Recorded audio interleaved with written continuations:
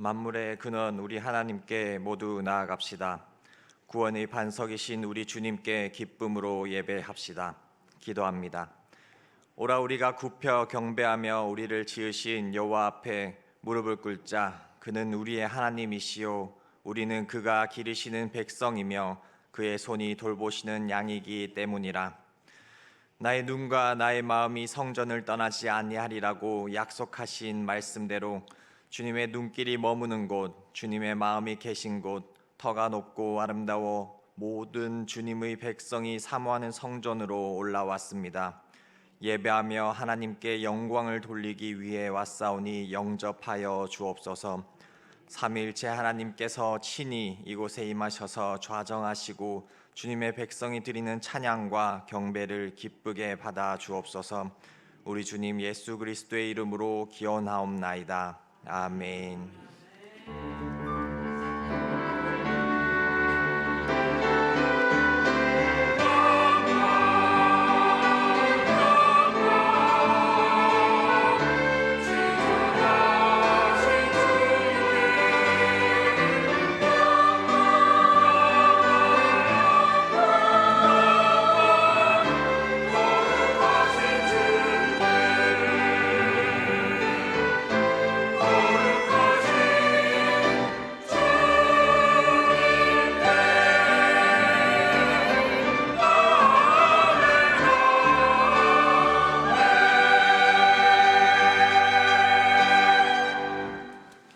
찬송가 484장을 다 함께 찬양하시겠습니다. 찬송가 484장입니다.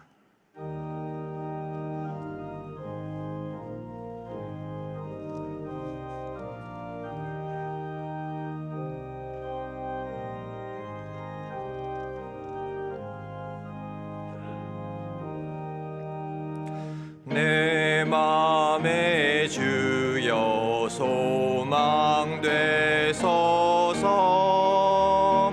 주 없이 모든 일 어때오라. 밤에나 낮에나 주님 생각, 잘 때나 깰 때 함께 하소서. 지혜의 주여 말씀으로써 언제나 내 안에 계십소서. 주는 내 아버지 나는 아들. 주 안에 내가 늘 함께하네. 세상의 영광 난 보여도 언제나 주님은 나의 기요. 주님만 내 맘에 계시오니 영원한 주님 참 귀하셔라. 영원한 주님 내 승리의 주, 하늘의 기쁨을 주옵소서. 어떠한 고난이 닥쳐와도 만유의 주여 소망되소서.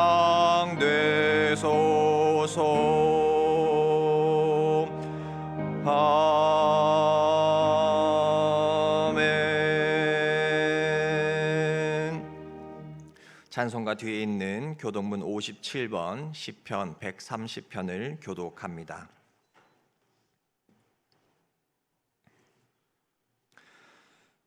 여호와여, 내가 깊은 곳에서 주께 부르짖었나이다.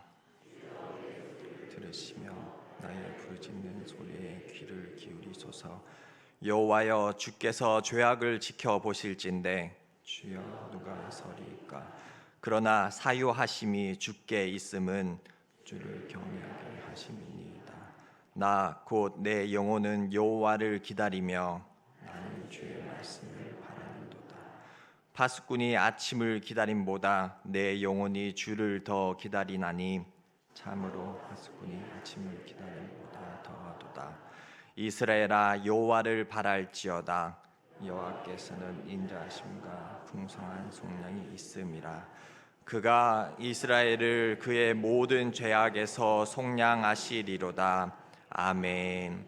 다 함께 새롭게 번역된 사도신경으로 우리의 신앙을 고백하겠습니다. 나는 전능하신 아버지 하나님 천지의 창조주를 믿습니다. 나는 그의 유일하신 아들 우리 주 예수 그리스도를 믿습니다. 그는 성령으로 잉태되어 동정녀 마리아에게서 나시고 본디오 빌라도에게 고난을 받아 십자가에 못 박혀 죽으시고 장사된 지 사흘 만에 죽은 자 가운데서 다시 살아나셨으며 하늘에 오르시어 전능하신 아버지 하나님 우편에 앉아 계시다가 거기로부터 살아있는 자와 죽은 자를 심판하러 오십니다. 나는 성령을 믿으며 거룩한 공교회와 성도의 교제와 죄를 용서받는 것과 몸의 부활과 영생을 믿습니다. 아멘.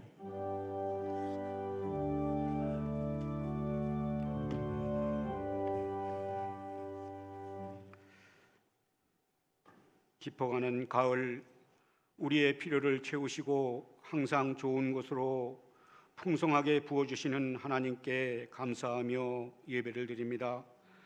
변함없으신 하나님의 큰 사랑과 은혜로 우리를 지켜주시고 보호하여 주심에 감사하며 하나님께 드려지는 우리들의 예배를 기뻐 받아 주시옵소서. 오늘도 드려지는 이 예배가 형식과 습관을 쫓아 드려지는 예배가 아닌 영과 진리로 드려지는 예배의 자리가 되게 하여 주시옵소서. 이 시간 이곳에 임재하여 주셔서 우리들의 마음을 열어주시고 각자에게 향하신 주님이 기뻐하시고 온전한 뜻이 무엇인지 분별하고 깨닫고 회개하는 이 시간 될 수 있도록 성령님 도와주시옵소서. 하나님, 저희들을 긍휼히 여겨 주시옵소서. 죄에 시달리고 시험과 유혹에 지친 모습으로 주님 전에 나왔사오니 주님의 위로하심이 넘치며 우리 영혼이 다시금 자유를 얻고 구원의 참 기쁨을 다시 회복하는 이 시간 되기를 원합니다. 우리들의 몸과 마음이 항상 주님께로 향하고 하나님께만 모든 영광을 올려드리는 진실한 예배가 되게 하시고 기쁨과 감사함으로 나가는 예배가 되게 하여 주시옵소서. 몸된 우리 교회를 축복하여 주시옵소서. 이 땅 위에서 교회가 감당할 바를 잘 감당할 수 있는 열정을 주옵시고 넉넉한 재정도 허락하여 주시옵소서. 목사님과 성도들이 한마음이 되어 선교의 사역에 힘쓰게 하시고 구제에도 힘쓰는 우리 교회가 되게 하옵소서. 주께서 주시는 자유함을 마음껏 누리며 풍성한 믿음의 결실을 맺는 성도님들 다 되게 하여 주시옵소서. 사랑의 주님, 우리로 주님을 따르는 삶을 살게 하옵소서. 날마다 나를 부인하고 나의 십자가를 지고 주님을 따르기를 원합니다. 십자가의 길, 예수 그리스도의 보혈의 공로로 의지하여 살게 하옵소서. 주님은 우리의 산 소망이시오니 동행하는 기쁨, 충만한 은혜 안에서 소망을 가지고 살아가게 하옵소서. 오늘도 우리들에게 맡겨주신 사명 온전히 감당하게 하옵시고 우리의 심령을 은혜로 채워주시사 주님의 말씀을 전하는 도구가 되게 해 주시옵소서. 맡은 자의 구할 것은 충성이라고 하셨사오니 주어진 사명 잘 감당하여 주님 이 땅에 다시 오실 때 잘했다 칭찬 듣는 우리 모두가 되게 하여 주시옵소서. 오늘도 찬양으로 영광 돌리는 할렐루야 찬양을 기뻐 받아 주옵시고 은혜 내려 주시옵소서. 또한 보이지 않는 곳에서 예배를 돕는 손길이에도 복 주옵시고, 이 시간도 말씀 들고 단위에 세우신 목사님 영육을 강건케 하옵시고, 하나님 아버지께 크게 쓰임받는 목자 되게 하옵소서. 선포되어진 말씀 가운데 성령님 함께하여 주옵시고 은혜의 시간 되게 하옵소서. 감사하오며 이 모든 말씀 날 원하신 예수님의 이름으로 감사하며 기도 올리옵나이다. 아멘.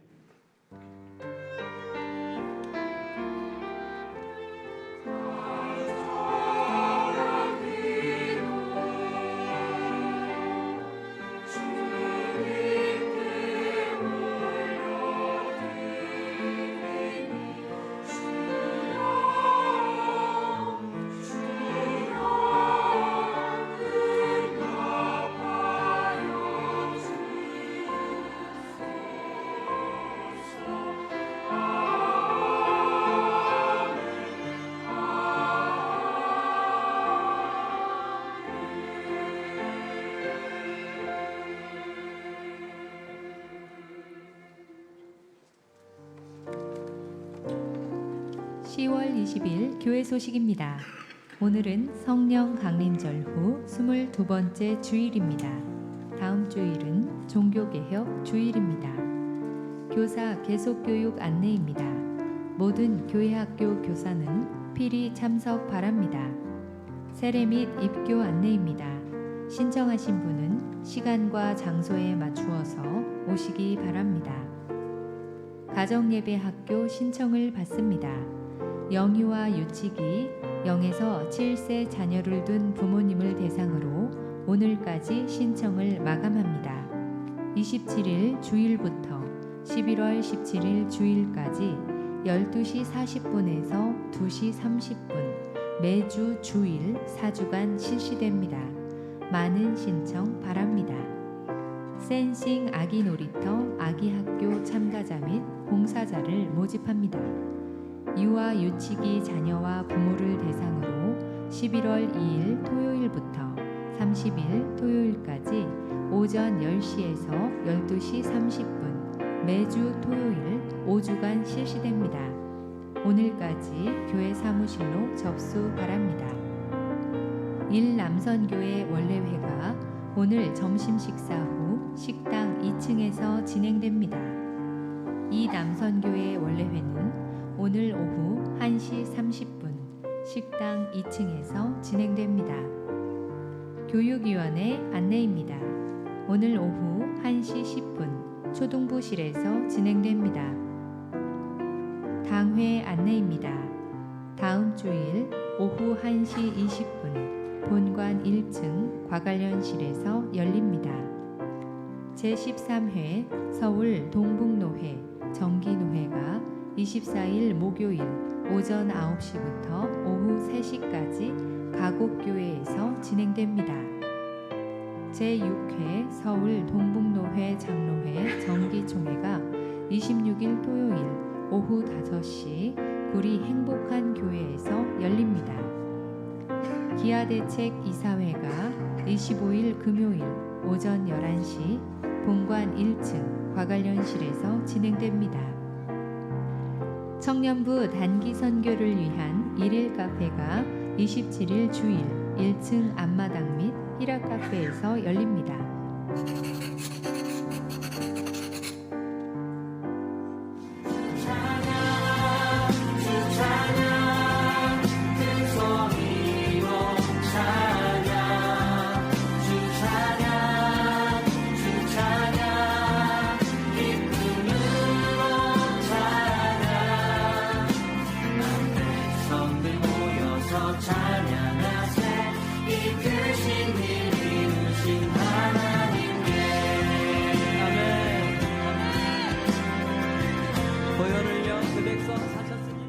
오늘은 후원 쿠폰을 사전 판매합니다.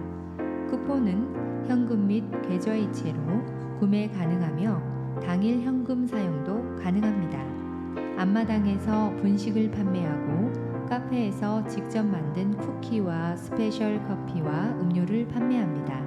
많은 기도와 참여로 함께 해주시기 바랍니다. 주일 점심 식사 배식 및 봉사 담당 안내입니다.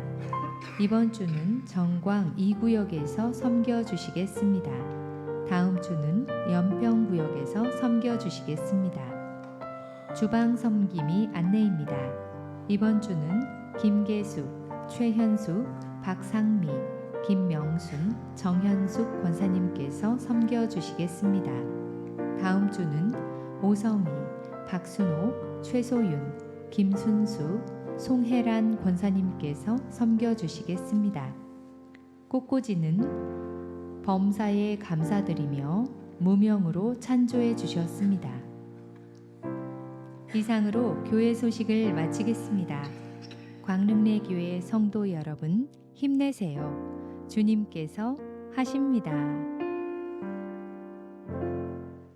네, 교우 소식이 있습니다. 슬픔을 당한 가정이 있습니다. 동부 1-4 B구역 서지현 집사님의 부친이시고 김종수 성도님의 장인이신 서경렬 집사님께서 2주 전에 하나님의 부르심을 받으셨습니다.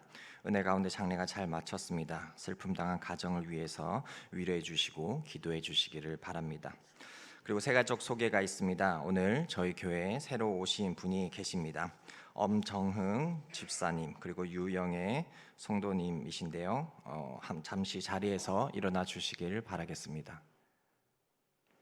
네, 환영의 박수해 주시겠습니다. 네, 잘 오셨습니다. 환영합니다. 앉으셔도 됩니다.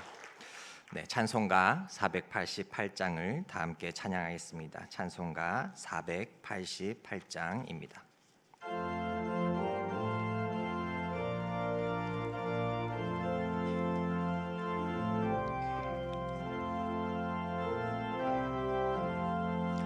이 몸의 소망 무언가 우리 주 예수뿐일셈. 우리 주 예수밖에는 믿을 일 아주 없도다. 주 나의 반석이시니 그 위에 내가 서리라. 그 위에 내가 서리라. 무섭게 바람 부는 밤 물결이 높이 설 때 우리 주 크신 은혜에 소망에 닻을 주리라. 주의 반석이시니 그 위에 내가 서리라. 그 위에 내가 서리라. 세상에 믿던 모든 것 끊어질 그날 되어도 그 주의 언약 믿사와 내 소망도 크리라. 주 나의 반석이시니 그 위에 내가 서리라. 그 위에 내가 서리라. 바라던 천국 올라가 하나님 앞에 배울 때 구주의 의를 힘입어 여시 바로 서리라. 주 나의 반석이시니 그 위에 내가 서리라. 그 위에 내가 서리라. 오늘 우리에게 주시는 하나님의 말씀은 고린도전서 16장 17절에서 24절의 말씀입니다. 고린도전서 16장 17절에서 24절의 말씀은 신약 성경 285쪽입니다.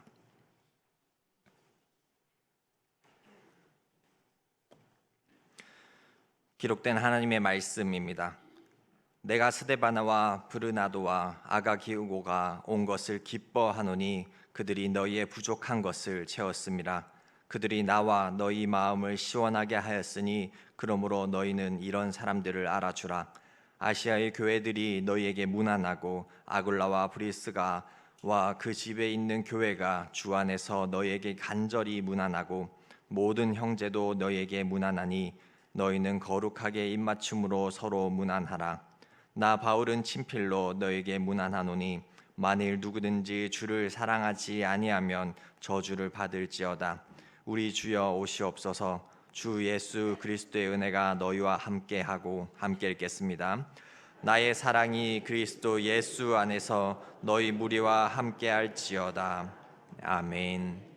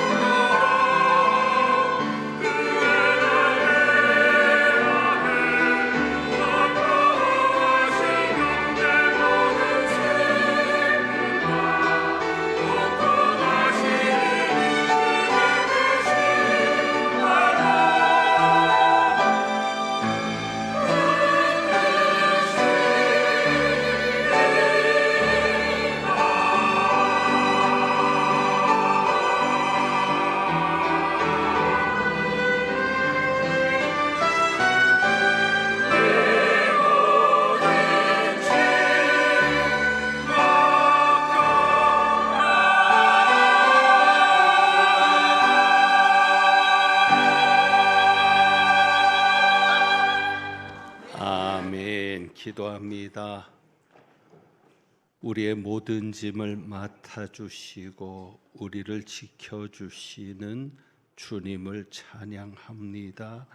저희가 드리는 찬양을 받으시고 수고한 할렐루야 찬양대와 광릉숲 오케스트라 위에 은혜를 베풀어 주옵소서. 이제 말씀 듣습니다. 성령께서만이 움직이시고 주장하여 주옵소서. 우리 주님 예수 그리스도의 이름으로 기도합니다. 아멘. 오늘 말씀의 주제가 교회입니다. 그래서 우리 교회가 하나 되는 교회가 되었으면 좋겠는데, 지난번 성도의 교제도 인사했는데 바로 이 인사가 하나 되게 하는 귀한 인사입니다. 나를 비우고 당신을 채웁니다. 우리 성도의 교제 인사하는데 힘내세요 주님께서 하십니다 인사한 다음에 나를 비우고 당신을 채웁니다 하고 인사하겠습니다. 함께 인사합니다. 힘내세요 주님께서 하십니다. 나를 비우고 당신을 채웁니다. 우리가 하나 될 수 있는 것은 나를 비우고 상대를 내 안에 채울 때 하나 될 수 있을 줄 압니다. 그렇게 하나 되는 교회가 되었으면 합니다. 교회를 세우신 분은 하나님이신데 우리 하나님은 살아 계십니다. 계시는 하나님은 우리 인간이 만들어낸 신이 아니라 오히려 하나님이 우리를 만드셨습니다. 하나님께서 분명히 존재한다는 것은 여러 가지로 증명될 수 있는데 그 중에 한 가지가 부모의 사랑입니다. 자식을 향한 부모의 사랑을 볼 때 하나님을 인정하지 않을 수 없습니다. 우리는 그것을 모성애라고도 표현할 수 있겠습니다. 모성애를 보면 하나님이 계시지 않는다라고 말할 수가 없습니다. 하나님의 존재를 인정하고 싶지 않은 이들은 진화론을 주장합니다. 신이 인간을 만든 것이 아니라 인간은 진화되었다라고 말을 합니다. 자, 그렇다면 여러분 한번 생각해 보시죠. 만약에 진화론이 맞다면 부모의 사랑도 진화가 된 것입니까? 모성애도 진화가 된 결과입니까? 아니면 처음부터 모성애가 있었던 것입니까? 여러분 탕란이란 말을 들어보셨는지 모르겠습니다. 알인데 탕란입니다. 탕란을 하는 짐승들이 있습니다. 그러니까 알을 낳아서 그 알을 자기가 키우는 것이 아니라 다른 이에게 맡기는 겁니다. 그게 탕란입니다. 탕란의 대표적인 생물이 뻐꾸기입니다. 여러분 아시는 대로 뻐꾸기는 알을 낳은 후에 부화할 때까지 돌보지 않습니다. 그냥 다른 둥지에 낳아 놓습니다. 뻐꾸기 외에도 짐승들 중에는 모성애가 강하지 않은 짐승이 있습니다. 동물들의 세계와 인간의 세계를 비교해 볼 때 인간의 모성애가 최고의 수준인 것 같습니다. 그 어떤 짐승의 모성애도 우리 사람이 가진 모성애, 부모가 자식을 생각하는 그 사랑에 견줄 만한 것은 없습니다. 자, 그렇다면 이 인간이 가진 이 모성애도 진화의 결과라고 해야 되겠습니까? 모성애가 진화가 되는 겁니까? 아닙니다. 하나님께서 그렇게 만드셨던 것입니다. 우리는 DNA를 이야기하죠. 사람과 짐승의 DNA는 분명히 다릅니다. 하나님께서 인간을 만드실 때 그 사람의 DNA 속에 그 어떤 생물보다도 그 어떤 존재보다도 강한 모성애, 부모의 사랑을 심어 놓으신 줄 믿습니다. 지난 부흥회 때 강사님 중에 어떤 분이 이런 명제를 말씀하셨습니다.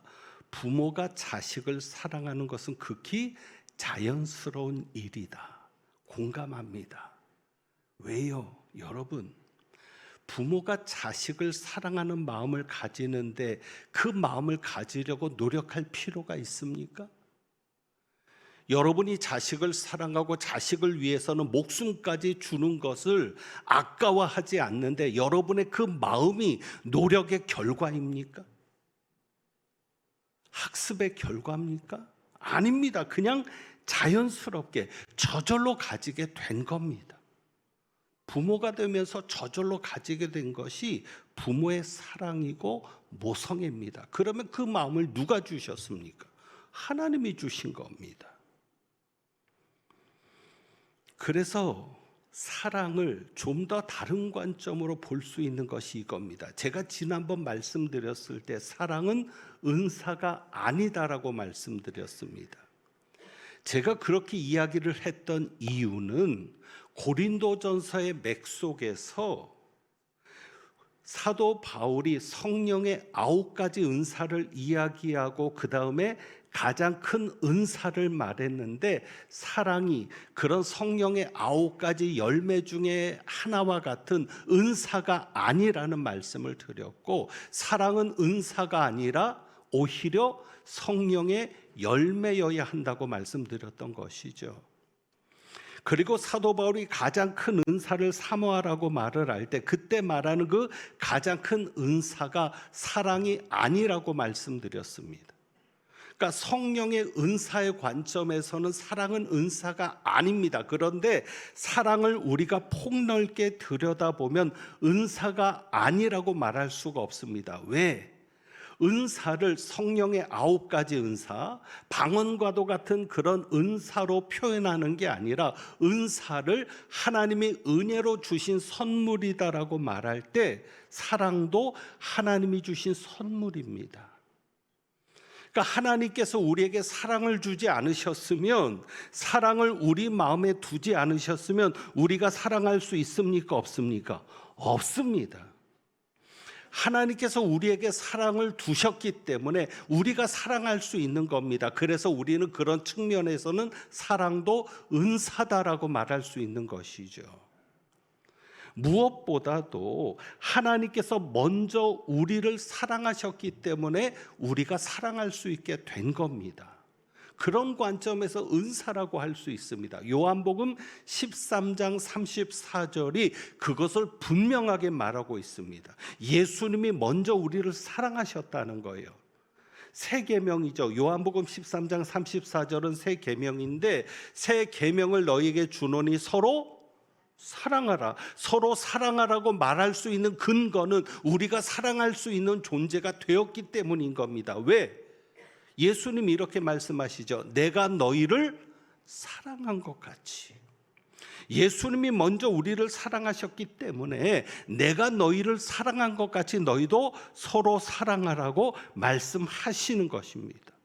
그러니까 예수님이 우리를 사랑하시는 그 사랑이 우리에게 주어졌기 때문에 우리는 사랑할 수 있는 존재가 된 것이고, 만약에 예수님의 그 사랑이 우리에게 주어지지 않았다면 우리는 사랑할 수 없는 겁니다. 그래서 요한일서 4장 19절에도 이것을 분명히 합니다. 우리가 사랑함은 그가 먼저 우리를 사랑하셨음이라. 요한일서의 주제가 하나님은 사랑이시라고 하면서 사랑하라고 하거든요. 그 사랑이 주제인데 이렇게 말하는 거예요. 우리가 서로 사랑함은, 우리가 사랑함은 전제가 뭐예요? 그가 먼저 우리를 사랑하셨음이라. 그러니까 제가 부모의 사랑을 말하는 이유도 이겁니다. 부모가 자녀를 사랑하는 것이 자연스러운 겁니다. 왜? 하나님이 부모에게 자식을 사랑할 수 있는 마음을, 또 그 사랑을 두셨기 때문입니다. 마찬가지로 우리가 서로 사랑할 수 있는 것도 자연스러울 수 있어야 합니다. 왜요? 예수님의 사랑이 누구 안에 있기 때문에, 우리 안에 있기 때문입니다. 우리 안에 있으니까. 그래서 제가 고린도전서 13장을 설교할 때 사랑이 있으면, 사랑이 없으면 이렇게 표현한 것이죠. 예수님의 사랑이 우리 안에 있으니까 우리도 서로 사랑하는 것이 자연스러워야 합니다. 그러면 한번 여러분 확인해 보세요. 과연 내 안에 예수님의 사랑이 있는가? 내 안에 예수님의 사랑이 있다면 우리는 이것을 통해서 확인할 수 있습니다. 17절 말씀인데,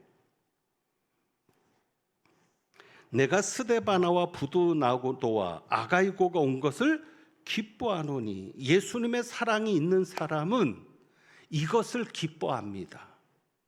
무엇을 기뻐하느냐? 사도 바울이 말합니다. 내가 스데바나와 부두나도와 아가이고가 온 것을 기뻐한다. 이 세 사람은 고린도 교회가 파송한 사람들입니다. 누구에게? 바울에게. 자, 이 세 사람, 스데바나와 부두나도와 아가이고, 이 사람이 누군지는 설명드리지 않겠습니다. 요즘 좋은 것은 인터넷만 검색하면 다 나옵니다. 굳이 설명하려고 시간을 잡아먹을 필요가 없어요. 관심 있는 분들은 인터넷을 검색해 보세요. 그런데 이건 하지 마세요. 우리 목사님 설교가 어디서 많이 듣던 설교 아닌가? 우리 교회에서는 설교 표절은 없습니다. 독창적인 설교입니다. 이 표현이 죄송합니다. 독창적인 것보다는 제가 하나님으로부터 직접 기도하고 묵상하고 깨닫고 받는 말씀입니다. 그러니까 여러분이 찾아보셔도 똑같은 설교 안 나오니까 그런 거 찾지 말고 사람들 이름만 찾아보세요. 자, 사도 바울에게 이 세 사람을 보냅니다. 이 세 사람이 바울에게 간 목적이 있을 것 같습니다. 그 중에 하나는 고린도 교회가 주는 편지를 가지고 가는 겁니다. 그 편지의 내용은 고린도 교회가 직면한 문제를 가지고 궁금증이 생기니까 그것을 질문하는 편지일 것 같습니다. 여러분이 고린도전서를 보면 교회가 처한 문제들을 발견할 수 있습니다. 과연 이 문제 속에서 어떻게 해야 되느냐를 바울에게 묻는 거죠. 그래서 그 편지가 내용일 것이고, 또 하나는 고린도 교회의 소식을 전하는 겁니다. 자, 그런데 사도 바울은 17절입니다. 내가 스데바나와 부두나도와 아가이고가 온 것을 두려워한다라고 말합니까? 아닙니다. 기뻐한다. 이 세 사람이 온 것을 내가 싫어한다라고 말합니까? 아닙니다. 기뻐한다. 근심한다라고 말합니까? 아닙니다. 기뻐한다. 여러분, 우리 안에 예수님의 사랑이 있는가는 내가 성도를 보면 기뻐하는가? 저 집사님이 교회 나왔네? 좋다. 저 권사님이 오늘 교회 나오셨네? 너무 좋다. 그게 사랑이죠. 그런데 누가 나타나면 피해 다니는 겁니다. 보기 싫어서. 누가 나타나면 벌써 얼굴이 찡그려지는 겁니다. 그러면 예수님의 사랑이 과연 있을까? 그러니까 바울은 그들을 만나는 것을 기뻐합니다. 내가 누가 오니까 기쁘다. 그렇다면 우리도 예수님의 사랑이 있는 자라면 서로 기뻐해야 하지 않겠습니까? 여러분 어떠십니까? 일주일에 한 번 만나는 이 만남을 여러분 기뻐하십니까? 정말 기뻐하십니까? 왜 우리가 기뻐할 수 있을까요? 그것은 우리의 본질 때문입니다. 19절에 보면 이렇게 말합니다. 아시아의 교회들이 너희에게 무난하고 아굴라와 브리스가와 그 집에 있는 교회가 주 안에서 너희에게 간절히 무난하고, 우리의 본질이 뭐냐면 19절에 주 안에서, 그러니까 우리는 누구 안에 있는 사람들입니까? 우리 모두는 다 주님 안에 있는 사람들이에요. 영역이 다른 사람들이 아니라고요. 주님 안에 있는 사람들. 그리고 20절에 보면 이렇게 말합니다. 본질을 말하는데 모든 형제도 너희에게 무난하니. 그러니까 우리는 주 안에 있는 사람들인데 더 나아가서 어떤 사람들? 주님 안에서 형제들이죠. 그러면 서로 사랑해야 되는 것이 마땅하지 않습니까? 배다른 형제도 아니고 주님 안에서 한 핏줄을 나는 그 핏줄이 누구의 핏줄이에요? 예수 그리스도의 피. 그러면 우리가 서로 사랑하는 것이 자연스럽고 서로 보는 것이 기뻐야 되지 않겠느냐는 말입니다. 제가 앞에서 DNA를 언급했습니다. 여러분, DNA가 무엇인 줄 아시죠? 모든 생명체에는 DNA가 있다고 할 수 있습니다. 이 DNA는 무엇이 있어요? 유전 정보가 담겨 있죠. 그러니까 같은 종류의 생물은 같은 DNA를 가지고 같은 유전자를 유전시키는 겁니다. 그러니까 어찌 보면 이 DNA가 다른 면은 다른 종류간 거예요. 유전되지 않는. DNA가 다른 짐승들이 서로 만났다. 적대하는 겁니다. 경계하는 겁니다. 그러나 DNA가 같은 종류의 생물은 만나면 어떻게 해요? 자연스럽게 가까워지는 거죠. 자연스럽게 서로 사랑할 수 있는 게 되는 거죠. 우리는 같은 DNA를 가진 사람들이죠. 누구의 DNA? 예수 DNA. 예수의 피를 받은 우리는 우리 핏줄 속에는 DNA가 있는데 누구의 DNA? 예수님의 DNA. 당연히 우리는 그러면 하나고 당연히 우리는 서로 사랑하는 일이 자연스러워야 되지 않겠습니까? 그리고 우리는 당연히 서로 기쁘게 만날 수 있어야 되지 않겠습니까? 그런데 왜 우리는 이렇게 어려울까요? 서로 사랑하는 것도 어렵고 만나서 서로 기뻐하는 것도 어렵고 관심 주는 것도 불편하고 관심 받는 것도 불편하고 왜 그럴까? 결국은 내 안에 무엇이 없는 겁니까? 예수님의 사랑이 없는 거죠. 사랑이 부족하거나 없거나. 내 안에 사랑이 넘치면 달라지는 것이 있지 않겠습니까? 그런데 내 안에 사랑이 부족하니까 나 하나 견디는 것도 쉽지 않은 거예요. 내 안에서 사랑이 흘러차고 넘치면 자연스럽게 그 사랑이 다른 사람에게로 갈 텐데 그렇지도 못한 것이죠. 자, 그렇다면 어떻게 내 안에 예수님의 사랑이 풍성하게 할까? 이젠 그것을 한번 생각해 봐야죠. 만약에 여러분이 서로 사랑하는 것이 힘들고 서로 만나는 것이 기쁨이 되지 않고 불편함이 된다면 내 안에 무엇이 부족하다? 예수님의 사랑이 부족하다. 그러면 어떻게 내가 이 예수님의 사랑을 채울 수 있을까? 자, 그래서 사도 바울의 말씀을 더 깊이 들여다보면 22절입니다. 22절. 바울은 이런 표현을 하고 있어요. 24절에 나의 사랑이 그리스도 예수 안에서 너희 무리와 함께 할지어다. 바울은 지금 고린도 교회를 향한 사랑이 있어요, 없어요? 있어요. 나의 사랑이 그리스도 예수 안에서 너희 무리와 함께 할지어다. 바울은 지금 고린도 교회를 사랑하고 있는 거예요. 어떻게 그 사랑이 있을 수 있냐는 거죠. 22절 말씀, 만일 누구든지 주를 사랑하지 아니하면 저주를 받을지어다. 사도 바울이 얘기합니다. 만일 누구든지 주를 사랑하지 아니하면 저주를 받을지어다. 바울이 저주를 얘기합니다. 마지막에 어찌 보면 행위로 구원받는 것처럼 얘기하죠. 왜? 예수님을 사랑하지 않으면 너는 구원받지 않은 거야, 너는 저주받은 거야 라고 생각할 수 있죠. 그만큼 사도 바울에게 있어서 중요한 것은 뭐예요? 지금 주님을 사랑하는 거. 고린도 교회가 지금 중요하게 가져야 될 게 뭐예요? 주님을 사랑하는 거. 왜?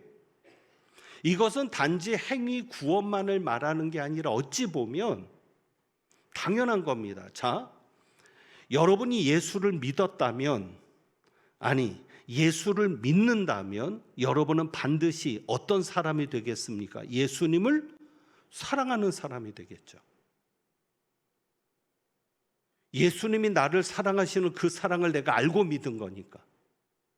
만약에 여러분이 입술로는 예수님을 사랑한다고 하면서 정말 여러분이 예수님을 사랑하지 않는 사람이다라면 여러분은 어떤 사람입니까? 믿음이 있습니까? 없습니까? 없는 사람입니다. 그러면 당연히 지옥 가는 거죠. 저주받는 게 마찬가지죠. 정말 예수를 믿는다면 예수님을 사랑하는 사람이 되는 겁니다. 그러면 예수님을 사랑한다는 게 뭘까? 여러분, 예수님을 사랑하는 게 뭡니까? 22절 보세요. 22절, 만일 누구든지 주를 사랑하지 않으면 저주를 받을지어다라고 하면서 우리 주여 오시옵소서. 우리 주여 오시옵소서. 예수님을 사랑하는 자는 반드시 어떻게 말한다? 우리 주님 오시옵소서. 여러분이 예수님을 사랑한다면 여러분은 그렇게 말합니다. 예수님, 우리 가정에 오세요. 예수님, 우리 직장에 오세요. 여러분이 예수님을 사랑해서 어떤 행위를 지금 말하는 게 아니라 여러분의 마음이 예수님을 사랑하는 자는 반드시 예수님에게 뭐라고 얘기하게 돼요? 예수님 오세요. 자, 사랑하면 보고 싶어집니다. 여러분이 누군가를 사랑하면 보고 싶어지거든요. 예수님 보고 싶습니다. 우리 집에 오세요. 예수님, 내가 직장 가서도 힘든 사람들만 보이는데 예수님, 직장에서도 예수님 보고 싶습니다. 오세요. 사랑하면 보고 싶고 그 다음에 어떻게 해요? 사랑하면 함께 있고 싶어지죠. 예수님 오세요. 제발 나와 함께 있어 주세요. 자, 그래서 예수님을 사랑하는 사람은 반드시 어떻게 얘기해요? 예수님 오세요. 오셔서 나를 만나 주시고 나와 함께 해 주세요. 우리 집에도 오시고 우리 직장에도 오시고 우리 교회도 오시고 내가 어디 있든지 거기 오시고 나를 만나시고 나와 함께 해 주세요. 자, 그러면 예수님이 나를 만나 주셔서 나와 함께 하실 때 무엇이 있습니까? 23절, 주 예수 그리스도의 은혜가 너희와 함께 하고. 예수님이 함께 하는 곳에 반드시 뭐가 있다? 예수님의 은혜가 함께 있다. 그러니 사랑하지 않을 수 있어요? 은혜가 없으니까 화가 나는 거예요. 은혜가 없으니까 말 한마디에도 상처받고 틱틱거리는 거예요. 그런데 내가 은혜가 있다. 예수님이 나와 함께해서 예수님의 은혜가, 예수님이 나를 사랑하시는 그 사랑이 은혜인데 그 사랑이 있다 그러면 참아지지 않겠어요? 그 순간에 견뎌지지 않겠어요? 그러니 결국 왜 우리가 예수님을 사랑하지 못하느냐? 왜 우리 안에 예수님의 사랑이 없느냐? 이게 다 연결이 되는 거죠. 예수님의 사랑이 없는 건 뭐예요? 우리가 그만큼 예수님을 사랑하지 않기 때문이죠. 만약에 여러분이 예수님을 진정 사랑한다면 예수님이 주시는 은혜가 여러분 안에 있어서 서로 사랑하는 것이 자연스러움이 될 것입니다. 그리고 예수님 안에 있는 우리는 서로 만나는 것이 기쁨이 될 것이고 서로 힘이 될 겁니다. 그래서 사도 바울이 말한 것처럼 내가 너희가 온 것을 기뻐한다. 자, 그러면 이제 우리가 어떻게 서로에게 기쁨이 될 수 있을까를 생각하고 마무리합니다. 오늘 바울의 말씀을 통해서 어떻게 하면 서로에게 기쁨이 될 수 있을까? 여러분이 오늘 설교 전에 찬양 488장을 드렸는데 우리가 지금 묵상하는 교재, 새벽기도 말씀이 묵상 교재를 따라가고요. 그것에 따라서 주일 설교를 합니다. 그리고 이 찬송가는 가정 예배에 있는 이 찬송가는 묵상 교재가 정해준 찬송가입니다. 이 찬송을 보면 소망 되시는 예수님을 찬양하는 겁니다. 그러니까 묵상 교재 찬양 이 말씀의 주제는 오늘 제가 전하는 이 주제는 아니었습니다. 그런데 저는 이 말씀을 묵상하면서 교회론을 봅니다. 우리 교회가 이런 교회가 되어야 한다. 마침 10월 첫째 주일이 창립 기념주일이었습니다. 정말 우리 교회가 이런 교회가 되어야 한다라는 말씀을 하나님께서 정리하게 하셨습니다. 그래서 우리가 서로 보면 기쁨이 되면 좋은데 얼마나 좋아요. 주일날 만나는 게 기쁨이 돼야 되는데 어떻게 하면 우리가 서로 기쁨이 되는 교회가 될 수 있을까? 그 첫 번째가 이겁니다. 17절입니다. 사도 바울이 내가 온 것을 기뻐한다. 왜? 그들이 너희의 부족한 것을 채웠음이라. 그렇습니다. 어떤 사람이 되어야 합니까? 서로의 부족함을 채워주는 교회가 되어야 합니다. 여러분, 우리 교회는요, 목사도 부족하고 교인들도 부족합니다. 완전한 교회가 어디 있겠어요? 다 부족하죠. 그런데 제가 지금까지 목회를 하면서 참 만나기 힘든 사람이 있습니다. 그가 누구냐? 목회를 하다 보니까 부족함을 지적하는 사람들은 많아요. 제 부족함을 지적하기도 하고, 저 집사님은 왜 저렇게 모자란 게 많아요? 라고 하기도 하고. 그런데요, 그 부족함을 채우려는 사람은 거의 없습니다. 교회는 달라져야 되겠죠. 그래서 상대의 부족함을 지적하고 그것을 말하는 사람이기보다는 오히려 그 부족함을 품을 수 있고 그 부족함을 내가 은밀하게라도 채워줄 수 있는 사람, 그런 사람을 보면 기쁘지 않겠습니까? 그래서 그렇게 부족함을 채울 때 18절입니다. 두 번째로 이런 교회가 되면 좋겠죠. 그들이 나와 너희 마음을 시원하게 하였으니. 어떤 교회요? 마음을 시원하게 해주는 교회. 부족함을 채워주면 마음을 시원하게 해주는 겁니다. 이 시원하게 한다는 게 뭐냐? 우리가 생각하는 그런 시원함이 아니죠. 마태복음 11장 28절에 예수님이 말씀하신 그 단어 중에 시원하게 한다는 이 단어가 있습니다. 수고하고 무거운 짐진 자들아 다 내게로 오라. 내가 너희를 쉬게 하리라. 이 쉬게 한다는 게 시원하게 한다는 단어예요. 그러니까 시원하게 한다는 것은 뭐예요? 안식을 하게 하는 거죠. 쉼이 되는 교회. 왜? 상대가 나의 부족함을 채워줬으니까. 예수님이 그렇게 하셨어요. 수고하고 무거운 짐진 자들아 다 내게로 오라. 그래서 수고하고 무거운 짐을 가지고 예수님에게 나오면 예수님이 지적합니까? 부활하신 예수님이 베드로에게 나타나서 베드로에게 지적하셨습니까? 아닙니다. 채우셨죠. 그러니까 시원하게 하는 거죠. 안식하게 한 거죠. 그 다음부터는 편하게 자유를 누릴 수 있게 하는 거죠. 그런데 여러분, 여기에서 마음을 시원하게 했다. 이 마음이, 우리가 마음을 시원하게 해주었다 그러니까 정신적인 위로 혹은 정신적인 쉼을 생각하는데 아닙니다. 여기서 마음은 푸시케가 아니라 푸뉴마입니다. 영입니다. 영을 시원하게 했다. 이것을 저는 이렇게 표현합니다. 영을 잘 되게 했다.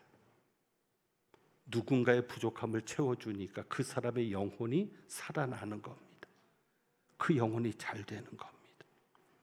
그리고 마지막 세 번째로 18절 말씀.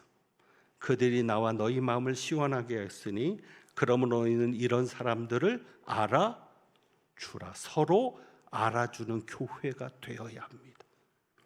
여러분이 서로 알아주는 사람이 될 때 그 사람을 보면 기쁜 거예요. 왜? 나를 알아주니까. 여러분, 정말 이렇게 힘든 이 시대에 누가 필요합니까? 나를 알아주는 사람이 필요하지 않습니까? 어떤 분이 이런 얘기를 하는데 공감했습니다. 이런 말을 합니다. 주는 것 중에 가장 소중한 것은 알아주는 것이다. 내가 사람들에게 줄 수 있는데요, 주는 것 중에 가장 소중한 것은 무엇이다? 알아주는 것이다. 이 말에 얼마나 은혜가 됐는지 모릅니다. 그러면서 이렇게 말합니다. 누군가가 내 마음을 알아주면 세상은 그런 대로 살만하다고 합니다. 세상에서 누군가 나를 알아주면 힘들고 어려운 세상도 그래도 살만하다는 거예요. 가정에서 남편은 아내를 알아주고 아내는 남편을 알아주면 그 가정에 어떤 어려움이 와도 그래도 그 가정은 살만한 가정인 거예요. 알아주지 않으니까 힘들잖아요. 직장에서도요, 나를 알아주는 직원이 있다면, 나를 알아주는 상사가 한 사람만이라도 있다면 그 직장 생활은 견딜만한 겁니다. 교회도 마찬가지죠. 서로 알아주면 교회도 위로가 될 수 있는 거죠. 그래서 어떤 분은 이런 얘기를 합니다. 서로를 알아주는 것만으로 큰 위로를 받는 사람이 있습니다. 교회 나와서 큰 거 바라지 않아요. 좀 알아주면 좋겠어요. 서로가 서로를 알아주고. 그래서 오늘 이 찬양을 드려보려고 합니다. 오늘 말씀드린 대로 오늘은 어떤 교회가 되어야 할까에 초점을 맞추었습니다. 이 말씀 가지고. 그래서 세 가지 교회 모습을 말씀드렸죠. 부족함을 채워주는 교회, 마음을 시원하게 해주는 교회, 그리고 서로 알아주는 교회. 그래서 오늘 찬양은 교회와 관련된 이런 찬양인데, 이 함께 지어져 가네라는 찬양은 우리가 처음 불러보는 찬양입니다. 그래서 영상을 통해서 여러분이 첫 번째 부르는 찬양은 분위기를 잘 모르고 어떻게 불러야 될지도 모르고 해서 사실 은혜 받기가 쉽지 않은데, 여러분이 영상을 통해서 이 찬양은 이렇게 부르는구나라는 것을 좀 보시면서 가사를 한번 보죠. 가사가 너무 좋아가지고요. 우리는 하나님의 자녀, 주 사랑 안에 우리 거할 때 주님 나를 사랑하신 것 같이 우리도 서로 사랑할 수 있네. 우리는 주의 몸된 교회, 모든 지체가 하나 될 때 예수님의 마음을 닮아가며 고통과 즐거움 함께 나누네. 하나님 안에서 우리 서로 이어져 주가 거하실 성전이 되네. 모퉁이 돌 되신 예수와 하나 되게 하신 성령 안에 함께 지어져 가네. 우리가 다 부족하지만 서로 이어져서 지어져 가는데, 여러분, 누군가 볼록한 사람이 있다면 나는 오목한 사람 되어주면 되잖아요. 그래서 나에게 끼워 맞출 수 있으면 되고, 또 누군가 오목한 사람이 있으면 내가 볼록한 사람이 되어주면 되잖아요. 그래서 서로 끼워 맞추고 이어질 수 있게끔, 그런 소망을 가지고 우리 한번 찬양하고요. 이런 교회 되게 하소서. 우리 광릉의 교회가 이런 교회가 되기를 여러분이 비전으로 품으면서 우리 한번 이 찬양 드리는데, 먼저 함께 지어져 가네 영상으로 한번 우리 들어보도록 하겠습니다.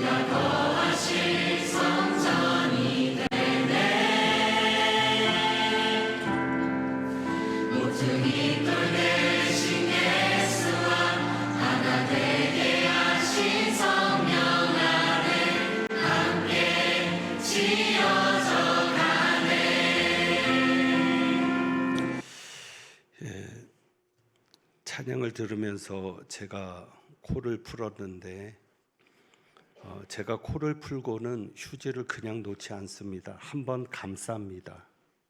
왜 감싸는지 아세요? 이거를 치워주시는 권사님들이 깨끗하게 잡고 치울 수 있도록. 무슨 얘기를 드리고 싶냐면 제가 이렇게 섬세합니다. 좋게 말하면 세심한 거고 나쁘게 말하면 소심한 겁니다. 그러니까 상처도 잘 받고요. 대신 작은 말 한마디에도 위로를 받곤 합니다. 그래서 여러분들이 저보다 더 상처 많은 분들이 교회 안에 있을 겁니다. 그러니까 여러분들이 그런 분들에게 내가 힘이 돼서 함께 우리 교회를 만들어 가자는 그런 다짐, 그런 마음으로 우리 한번 이 찬양 드려보겠습니다.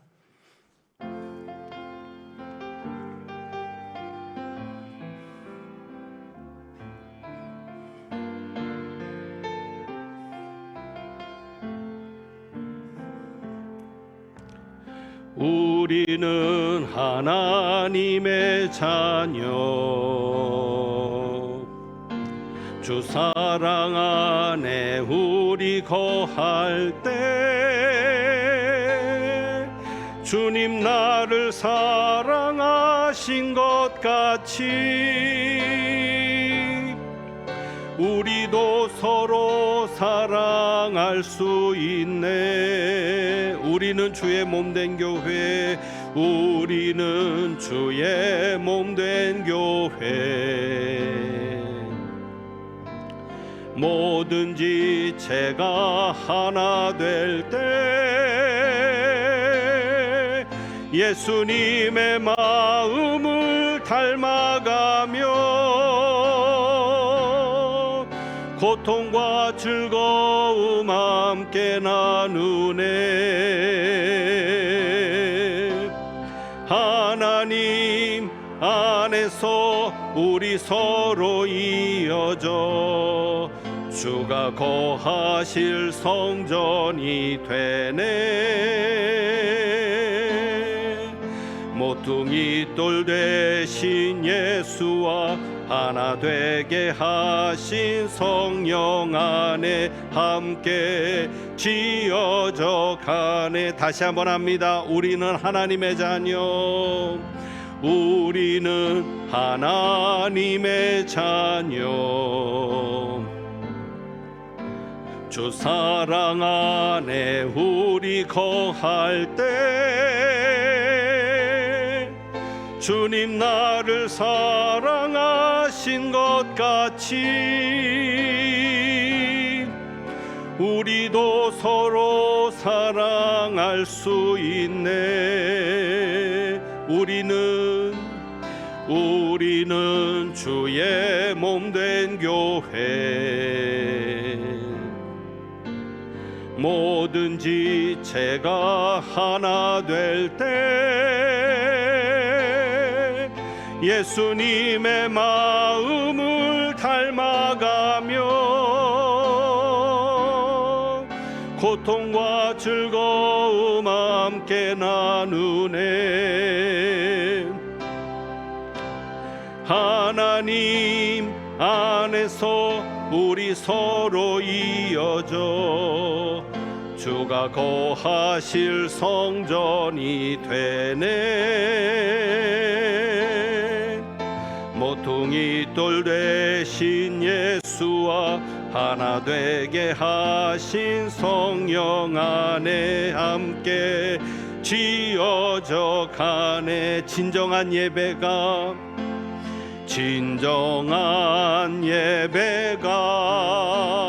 숨 쉬는 교회, 주님이 주인 되시는 교회. 믿음의 기도가 쌓이는 교회, 최고의 찬양을 드리는 교회. 말씀이 살아 움직이는 교회, 성도의 사랑이 넘치는 교회, 섬김과 헌신이 기쁨이 되어 열매 맺는 아름다운 교회, 주님의 마음 닮아서 이웃을 사랑하는 교회, 주님의 영광을 위해서 빛 대신 주님 전하는 교회, 사랑의 불꽃이 활짝 피어나 날마다 사랑에 빠지는 교회, 주께서 사랑하는 우리 교회가 이런 교회 되게 하소서. 사랑의 불꽃이 활짝 피어나, 사랑의 불꽃이 활짝 피어나 날마다 사랑에 빠지는 교회, 주께서 사랑하는 우리 교회가 이런 교회 되게 하소서. 아멘. 기도합니다. 우리 광릉내 교회를 세우시고 이 교회 한 지체로 만나게 하신 하나님 아버지, 우리가 서로 부족하고 연약하지만 함께 지어져 갈 수 있도록 은혜 베풀어 주옵소서. 서로의 부족한 것을 채울 수 있게 하시고, 그래서 서로의 마음을 시원하게 하며 서로 알아주는 교회가 되어 우리 교회를 통해 주님의 사랑이 더 퍼져가며 주님의 몸이 더 강건하게 혹은 건강하게 세워져 갈 수 있도록 은혜 베풀어 주옵소서. 오늘도 주님이 주신 사랑에 감사하고 이 예물을 통해서도 건강한 교회로 세워지기를 소망해서 주님 앞에 귀한 예물을 드렸으니 예물 드린 성도들 손길들 기억하여 주셔서 주 예수 그리스도의 은혜가 항상 함께하는 자녀 손들 가정들 일터와 직장 되게 하여 주옵시며, 부족함을 채우시는 주님의 놀라운 역사를 날마다 경험하고 나가는 복 있는 삶이 되게 하옵소서. 하나님은 내게 복을 주시고 너를 지키시기를 원하며, 하나님은 그의 얼굴을 내게 비추사 은혜 베푸시기를 원하며, 하나님은 그 얼굴을 내게로 향하여 드사 평강 주시기를 원하노라. 정말 주님이 기뻐하시고 모두에게 행복이 되고 기쁨이 되는 그런 교회가 세워지기를 원하며, 그런 교회 지체로 세워지기를 원하고 나아가는 주님의 귀한 백성들 위에 교회 머리 되시는 우리 주님 예수 그리스도의 은혜와 교회를 세우신 아버지 하나님의 사랑과 교회가 교회답게 하시는 성령님의 교통하시며 충만하게 하심이 이제부터 영원까지 함께 하시기를 축원하옵나이다. 아멘.